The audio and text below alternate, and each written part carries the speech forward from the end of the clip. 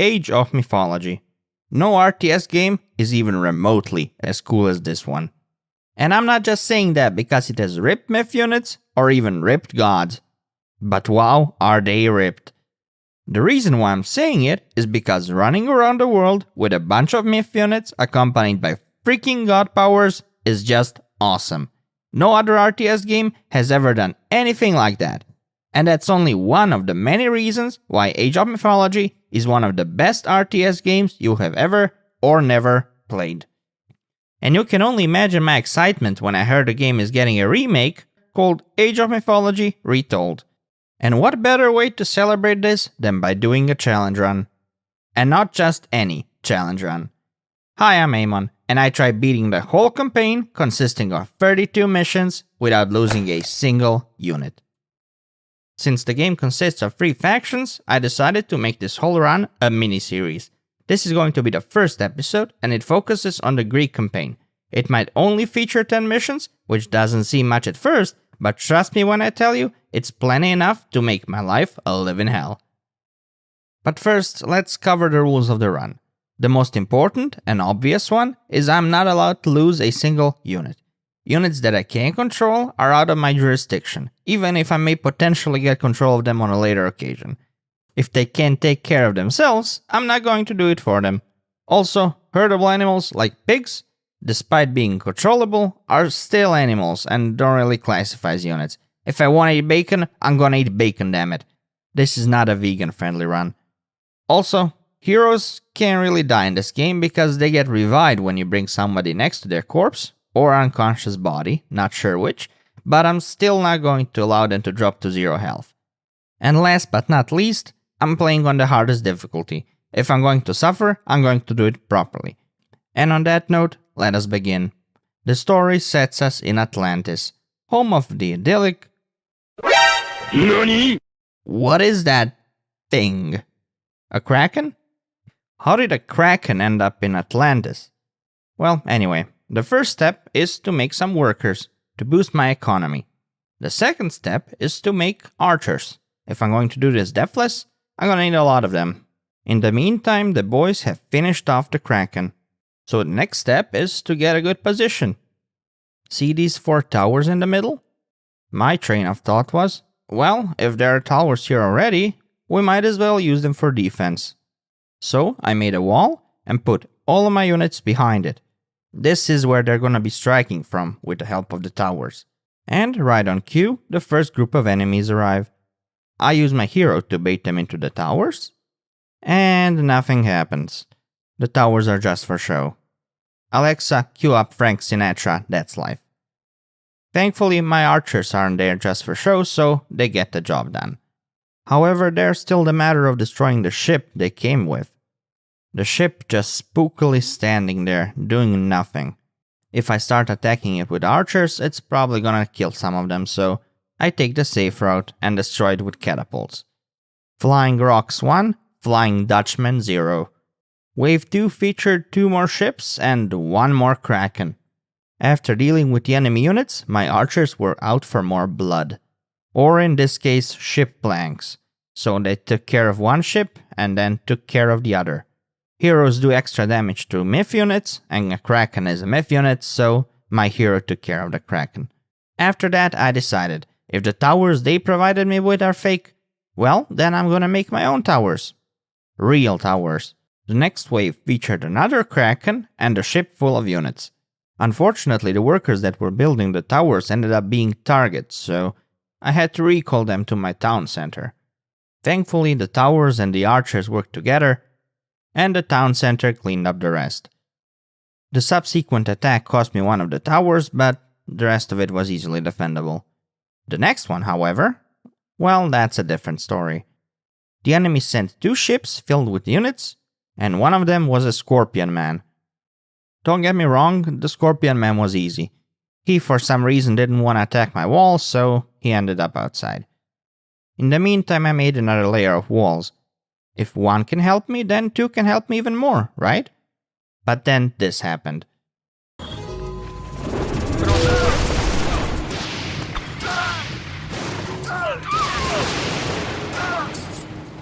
I guess the enemy didn't like how well I was doing, so they sent a lightning storm to finish me off. So, after a reload, I decided, as every person should, to run away from my problems. I took all my units to the plateau, where we sought shelter from the storm. In the meantime, I looked at the timer to see how much time I have remaining until my friends get here. I don't know what this is, but I'm pretty sure it's not a real timer though. The game says the reinforcements are a couple of leagues away, but I have no idea what kind of unit of measurement that is. I don't even know if it's a measurement of space or time. Gosh, these Atlantean measurements are even worse than the American ones. Well, anyway, in the meantime I upgraded my walls, and I was ready to finish the enemy off with my army of archers. However, there was a small problem in that plan, and it's not the jackal that managed to jump over the wall. You see, the god worshipped on this level is Poseidon, and anytime one of Poseidon's buildings gets destroyed, he spawns Militia, the most useless soldier in the game.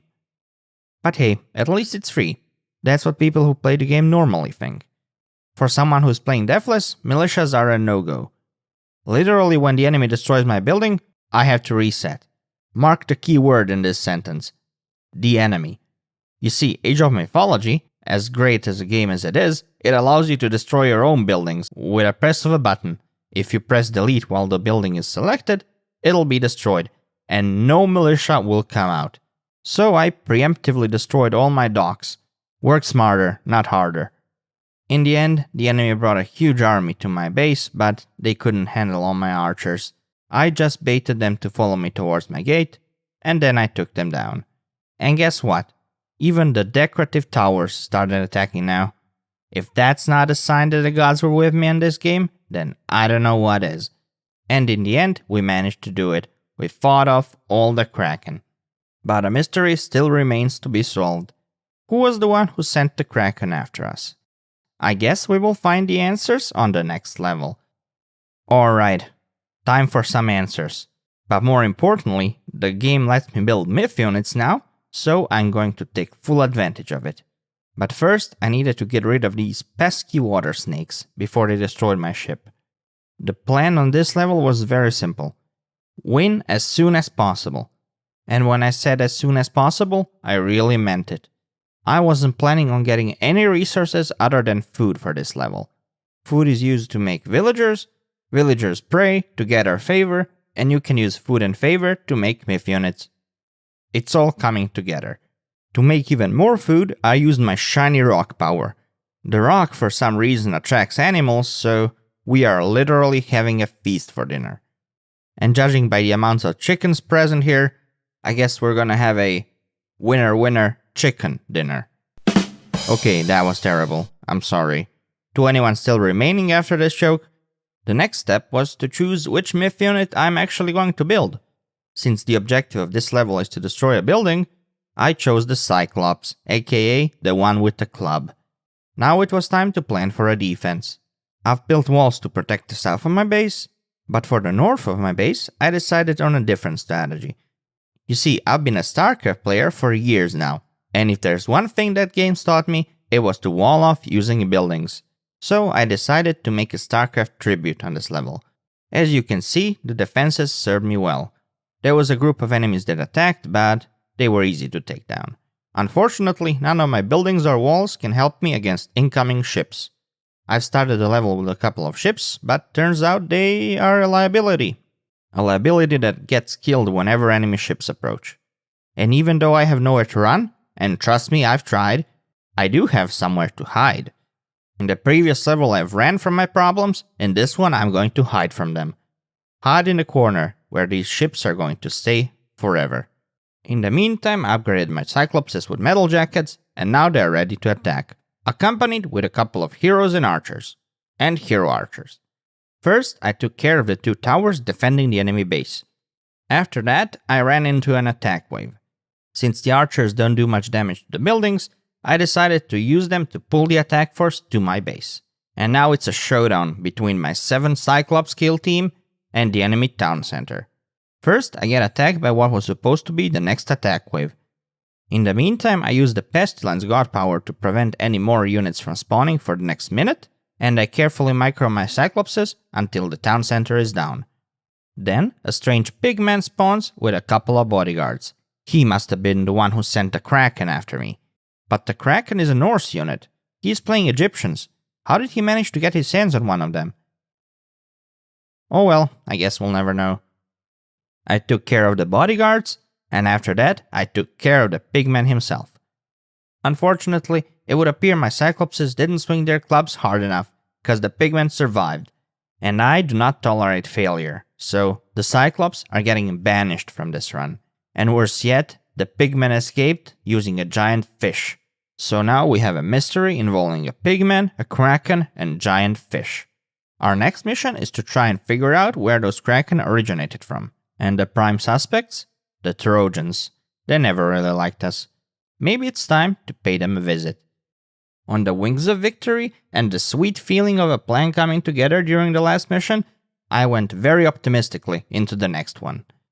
First, I had to go through a small band of units, but after that, I found a couple of workers and it was build time. My first objective after that was get some economy going. I started with food from wildlife and moved on to gold and wood soon after. And I even made a shipyard for fishing ships.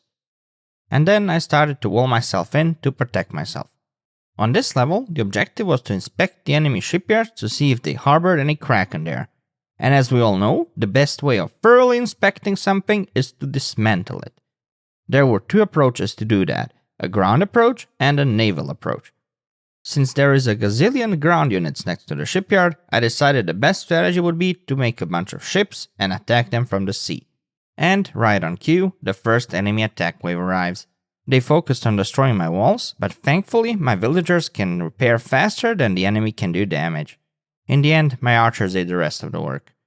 But check out these heroic builders, man. I told them they can seek shelter inside my walls, but they didn't want to. They wanted to keep on working.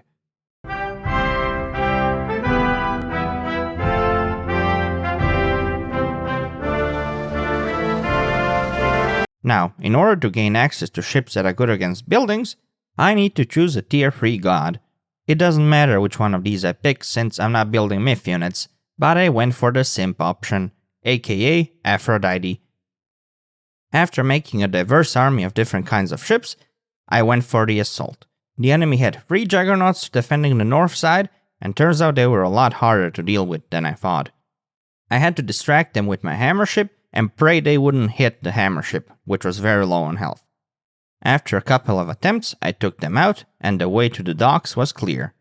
As you can see, the docks had been thoroughly inspected by my ships, and there were no traces of Kraken found, but there was still one remaining. And for some reason, a round of reinforcements arrived to help me with the last dock. Reinforcements showing out of the blue would be a welcome sight under any circumstances other than a Deathless run, when they are a liability.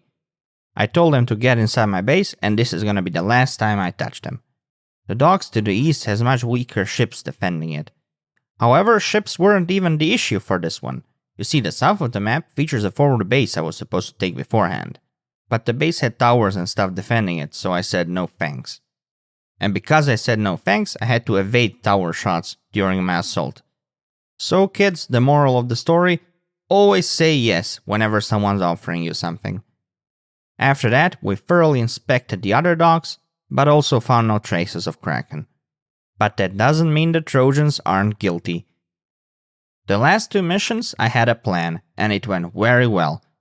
I was confident enough in myself to do a plan involving a cheese. The reason for that is that this level is one of the biggest difficulty spikes in the entire game, and I really didn't want to deal with it, so I wanted to get rid of it as soon as possible. But what does cheesing even mean when we're talking about this level? Well, we'll get there in a moment. First, we need to talk about the gimmick of this level, and that is gold, or lack thereof. There are no gold fields near the starting location, so I have to expand very quickly. Thankfully, I get some money after destroying the enemy gold mining operation, so I'm all set for the cheese. To understand how it works, you have to be acquainted with one of the tier 3 god powers in this game, the Underworld Passage. The Underworld Passage lets units instantly travel between any 2 locations on the map. Additionally, this level let me start with a Heliopolis, a siege unit good against buildings. And since the goal of the level is to destroy the Trojan gate located in the north side of the map, I think you know where I'm getting at. I used the extra gold I got from disrupting the mining operation, went to worship Apollo, who has the underground passage power, and built a flying scout to grant me vision for the god power. Gotta say, I felt so smart coming up with this strategy. Too bad the results of the selected strategy was utter failure. The gate is too strong, and none of my units can actually tank that much firepower. No matter where I put the underground passage, and I've put it literally everywhere, it couldn't work. So now it was back to the drawing board. Don't get me wrong, I knew what I had to do. However, what I had to do required me to play the game for like 2 hours. Combine that with the hour I spent trying to make the cheese work, and it's a 3-hour mission. Just like that. But since I don't want you to spend even remotely this much time on this mission right now, I'm gonna give it a TLDR. Firstly, the enemy has 2 bases. The pink one and the red one. The pink one attacks with basic ships. To counter that, I made a tower next to my docks. These ships don't do much damage to buildings, but they will kill them eventually. So I have to have workers next to it to repair it. But if I leave it unattended for too long, a ship is gonna kill a worker and I'm gonna have to reset. So I need to constantly watch this tower and the workers next to it and make sure nobody died. The red base sends ground attacks, and those usually contain a catapult, so I have to get creative on how to deal with those. Then the towers and archers can take care of the rest of the attack wave. Oh, and the pink base also sometimes attacks with ground units, but it's just infantry and no siege units, so the towers can take care of them. Oh, and to make things worse, there's one more thing. You see, the enemy's main god is Zeus, and he has this lightning power that insta-kills any unit on the field. Now, on the plus side, the enemy isn't smart enough to use that lightning on some of my stronger units. On the downside, the enemy is actually scripted to use it. It's just that the unit that they were scripted on using it on is one of my horsemen. So, whenever the enemy sees one of my horsemen, they're going to instantly kill him. Now, you might be asking yourself, why not just hide them in your base? Well, the enemy also has the flying scout that I used to make the underworld passage, and they send them around all the time. So, in addition to defending against enemy attack waves, I need to be constantly on the lookout for enemy Pegasus flying around my base. Now, if you're asking yourself how come it took me 2 hours to get past this 30-minute mission, it's the fact that I had to play whack-a-mole with either an attack wave, a ship wave, or a Pegasus flying around my base, and one moment of not paying attention to any one of these 3 things equals a reset. Thankfully, after more resets than I care to admit, I managed to stabilize. I managed to get a bunch of walls and towers running, and my defenses were set. To get me through the final stretch of this level, I made a myth unit called the Colossus, aka a big myth unit with a giant sword and a bunch of health. When I had an army of 12 Colossi, I was set to go. Interestingly enough, the enemy made one final desperate move before I managed to get to the last stretch. They used the ceasefire god power, which prevents any units from attacking each other. What they didn't realize is that 1 minute of ceasefire was enough for me to get the underworld passage into their base and attack them from the inside. Although there was a giant attack wave on my doorstep, the gate fell surprisingly easily, and not even the lightning storm power could kill my colossi.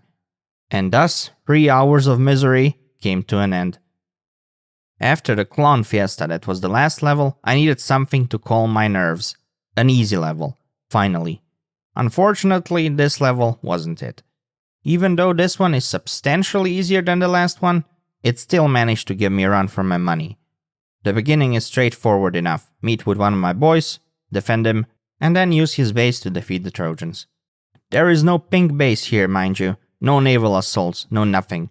Just regular ground attacks. And if I wall off all my side entrances, they will only come from one side. Again, I used the same strategy of archers and towers behind walls, and I managed to easily fend off all of the early attacks. Later, the enemy sends stronger attack waves, but if walls and towers can help against early attacks, then more walls and more towers can help against later attacks. And I followed that logic for the next 30 minutes. In the end, I ended up with this abomination of a wall. My OCD was literally screaming at me, but there was nothing I could do about it. In the meantime, I once again made an army of colossi. Turns out, bulky boys like that, they are pretty good at defending.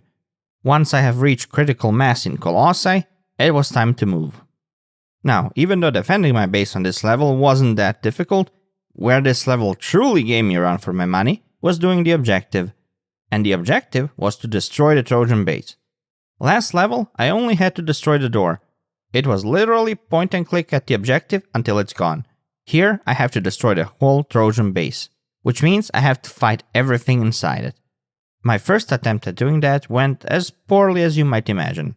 Turns out there were 2 gazillion units in the enemy base, and even though Colossi are literally destroyers of the universe, they could not handle this many units. So, how do RTS players solve problems like this? Just make more units, bro.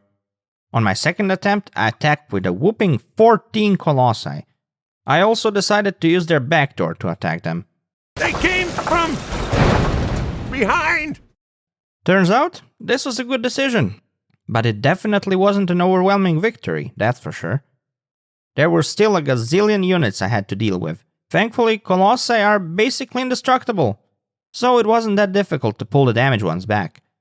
And while I was pulling them back, I actually remembered Colossi had an ability, one that I have never used before this level. They can eat trees or gold mines to replenish health. Turns out, this was very helpful. And yes, I am as surprised by this statement as you are. The battle was a tough one, but in the end, I managed to destroy all their units. The only thing that was left was to clear out their buildings. They all started crumbling down one after another, and eventually the victory was mine. And now it was time to see if the Trojans truly sent the Kraken at us.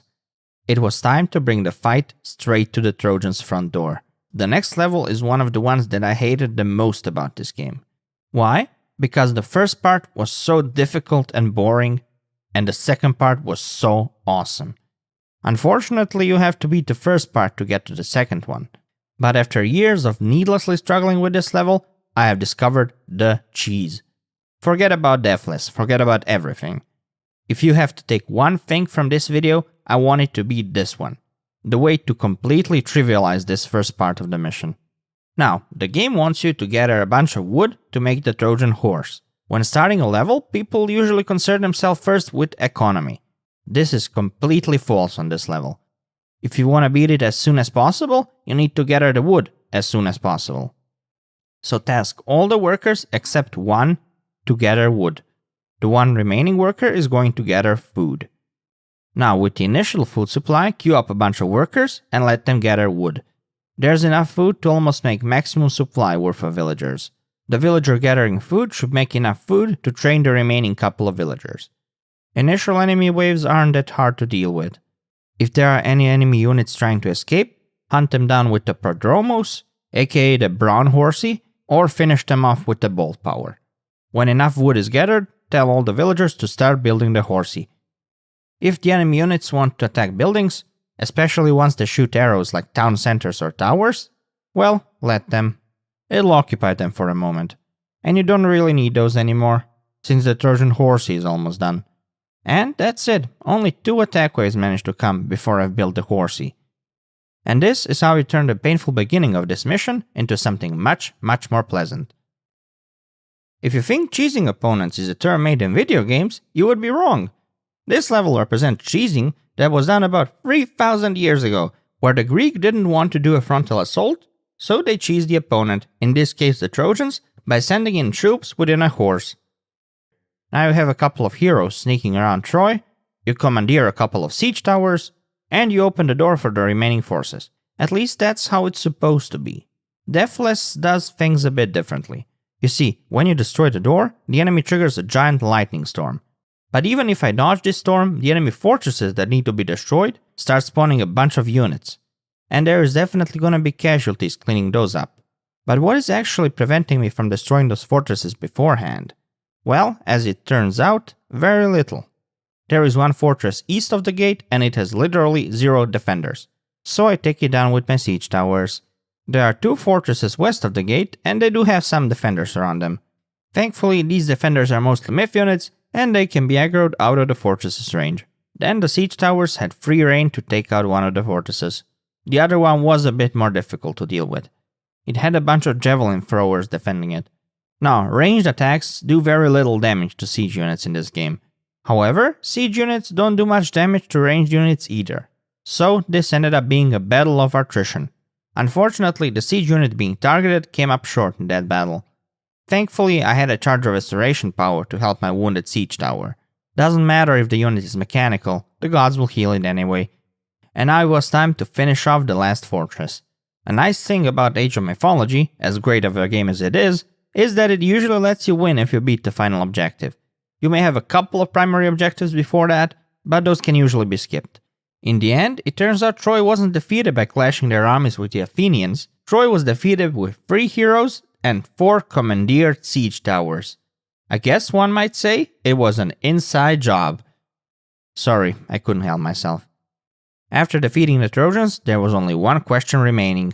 Were they the ones who sent the Kraken after us? Well, turns out Kraken were able to destroy our ships in the meantime. And since the Trojans had no docks remaining, it couldn't have been them.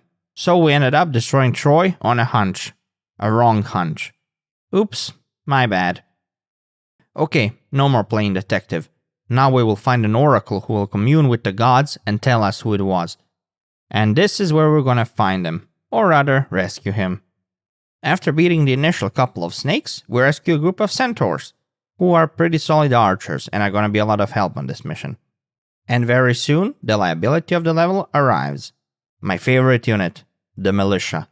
I bet the developers thought it would be very fun to have militia being chased all around the map and the player being able to save them if they are fast enough to kill their chasers. Unfortunately, we're not gonna be saving private militia a lot on this level. Saving them is a huge liability in most cases because the saved militia might get killed right after I gain control of them, and that would force me to reset. So for most of this level, I had to watch out that either the militia being chased died while they weren't under my control, or that I rescued them and quickly brought them back to safety. Obviously I wasn't going to use them in combat, so I found a nice spot in the corner for them to cower. The gimmick of this level is that you get resources after freeing a section of the map, and you use them to buy units for assaulting the next section. A section is considered freed when the enemy building located in its center is destroyed. After freeing the first section, I got an upgrade for my centaurs and started building a Hydra. A myth unit that gains more heads the more kills it racks up. Yep, you heard me right, I said heads. Hydras with a lot of heads are very strong. So, if I made sure to gain kill hits on enemy soldiers, they would end up being unstoppable death machines. And that's exactly what happened. But let's not get ahead of ourselves. The next section consists of mostly basic infantry units. My centaurs made short work of those. And my Hydra even managed to get a couple of kills in, which gave it 4 out of the 5 maximum heads it can have. What's better than 1 Hydra? 2 Hydras. And what's better than 2 Hydras? 3 Hydras. With the money I got for liberating this section, I went off and built a couple more. In the next section, I immediately got ambushed by a couple of jackals. Wait, did I say a couple? I meant a billion. Thankfully they're not that strong, but still, they managed to whittle down most of my hero's health. It's a good thing I had a restoration power available, cause if I didn't, this would have been a reset. Now, when I cleared most of the units in this section, I kept thinking. Since I had played this game countless times before, I knew the enemy start sending out huge attack waves from their main base when the last section is freed. These waves can be quite difficult, and I'm not too confident they can be beaten easily without losing a unit. But what if I skip freeing the last section and go straight to the end of the level? Yes, I will have a substantially weaker army, but the enemy won't send attack waves at me. And since the objective of this mission is to destroy their fort, and not their base, I decided to give it a go. And after beating the initial couple towers and the catapult, I had free reign to go to their fort.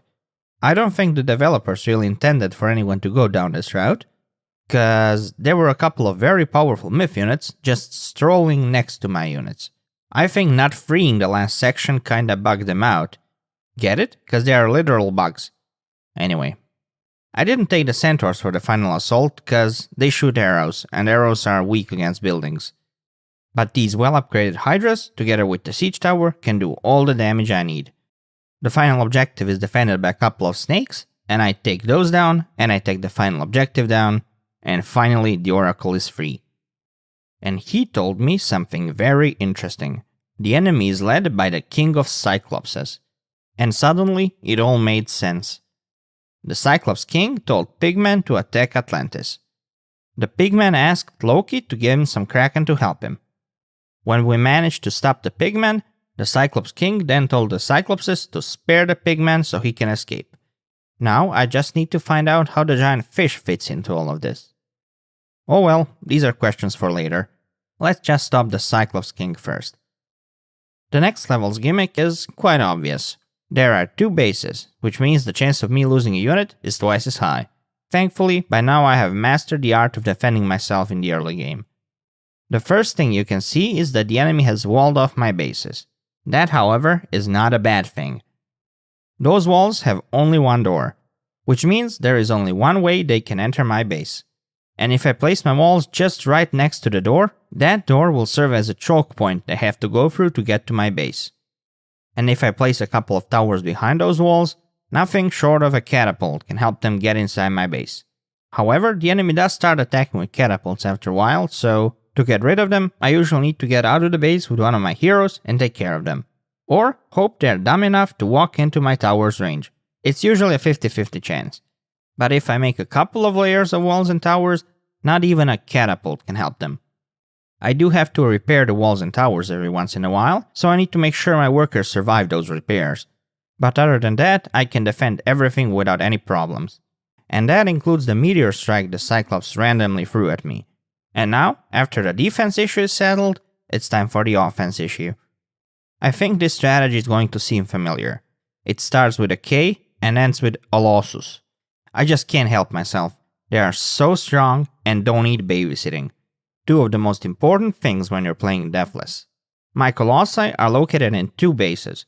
Now, if only there was some kind of, let's say, god power that can allow you to instantly travel between 2 spots. Oh wait, there is one.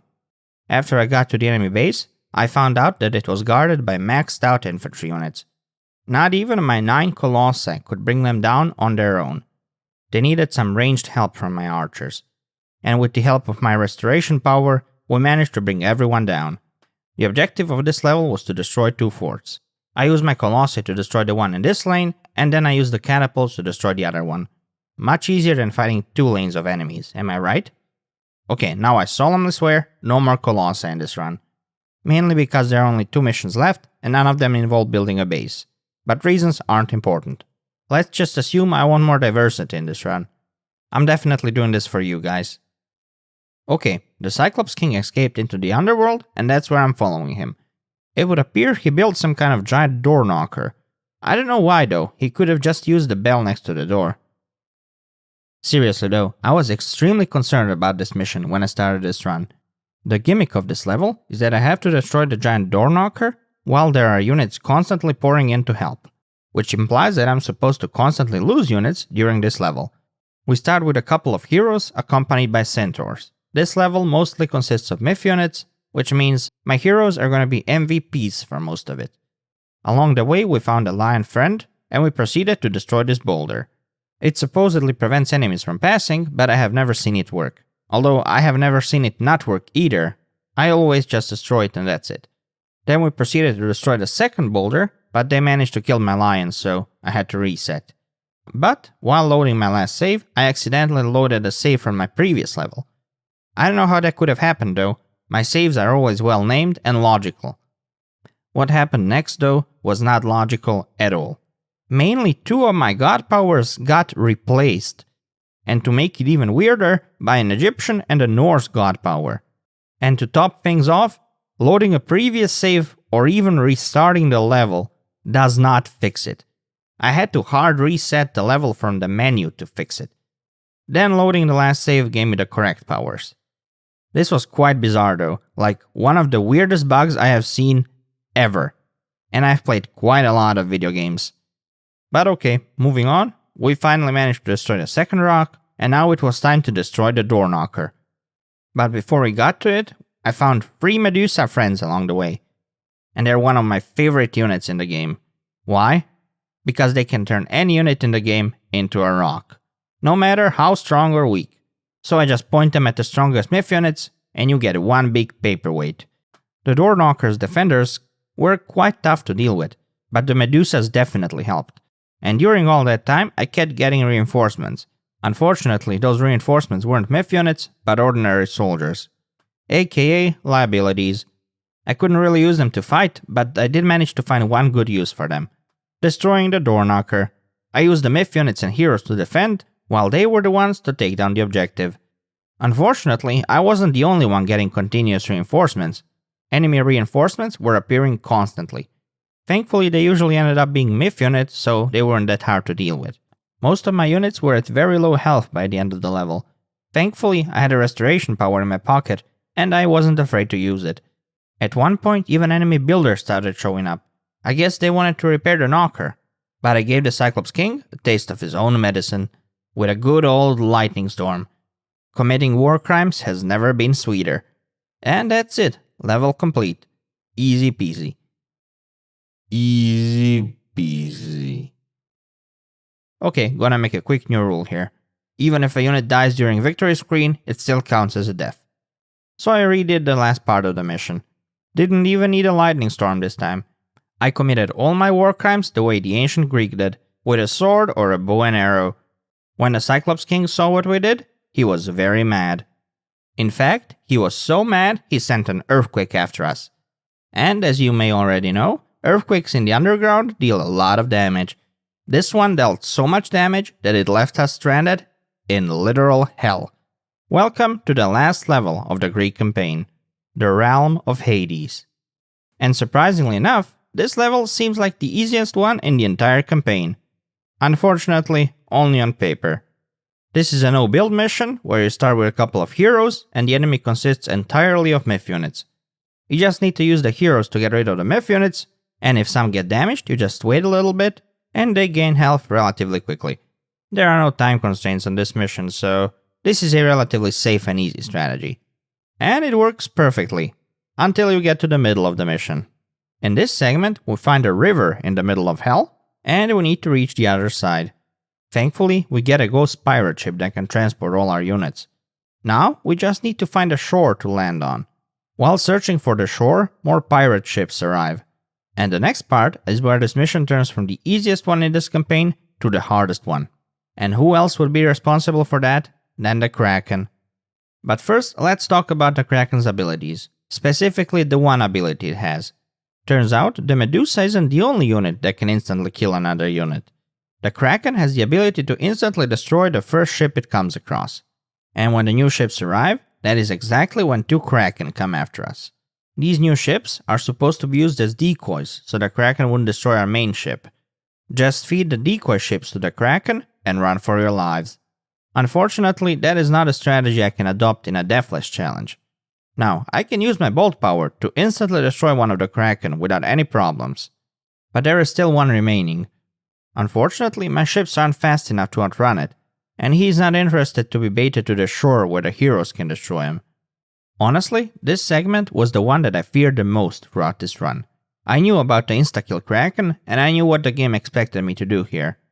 I was kinda ready to submit to my fate and do what the developers intended me to do here.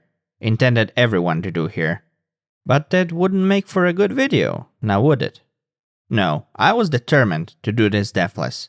I hadn't lost a single unit in the entire campaign so far, and I wasn't about to start. The reason why I could never bait the Kraken onto the shore is once it locks onto a ship, it won't stop following it until it's destroyed. But why not use that to my advantage? Interestingly enough, the Kraken never moves underwater, only on the surface. This means it has to play by the same rules as any other ship. And one of those rules is that the ship cannot pass through an enemy ship. Now, as I said, when a Kraken locks onto a unit, it won't stop following it. But what if I place a bunch of ships between the Kraken and the ship it's following? Well, turns out, it's still going to follow him. Or at least it'll try to find a path to do so. And this is where my other ships get an attack window to take the guy down. And this is a story of how a couple of brave ships managed to destroy a Kraken without losing anyone. And now we can move on with the level. Seriously? Again? Turns out there's another Kraken waiting for us here. And another one. 4 Kraken happened to be in this river. It was finicky enough to do this trick once, but I had to do it 4 times. but in the end I managed to clear them all. Now I can finally bring my heroes to the other side of the river. 2 of them went off to clear the next section, but 1 of them remained. Why? Well, turns out Kraken aren't the only sea creature that's going to ruin my day on this river. A while after reaching the shore, the enemy decides to send fish after me. The same fish Pigmen escaped on, might I add. This is far from a Kraken fight though. These guys don't have an insta-kill attack. I use my hero to bait a couple of them, and the ones that don't get baited get destroyed by the ships, helped with a couple of god powers. And now, I'm done with all the seafood threats this game throws at me. I cleared the rest of the level as slowly and safely as the first part. The ending was a bit dangerous though. I used my lightning storm power to soften the enemy units up, but they managed to take quite a good chunk of my hero's health. There were 3 colossi at the end of the level, and they would definitely be a bit too much to handle.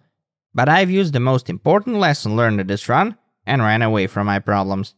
And that's it. The last level is done, and the exit is finally in sight. This level has been a nightmare, but thankfully I only had to do it deathless once, so it wasn't as traumatic as it could have been. Only slightly less traumatic though. You see, my screen recorder glitched out when I reached the river, and I didn't notice it, so I had to redo the hardest part of the entire run. Έτοιμος, λέγε. Λέγε, έτοιμος. Λέγε, έτοιμος. Πρόσταγμα. How fun. But yeah, I managed to beat the entire Greek campaign without losing a single unit. Not even once. And that's something I wasn't expecting at all to happen when I started this run. But now it's time to find out where those giant fish came from and move on to the Egyptian campaign. They are much more fun to play, but most of the units are rather weak. So it's gonna be a really fun experience keeping those alive. Can't wait. Finally, a big thank you to anyone who stuck around till the end. I hope you had as much fun watching this video as I had making it. If you liked what you saw, don't forget to smash the like button, subscribe for more content, and I'll see you in Egypt. Peace.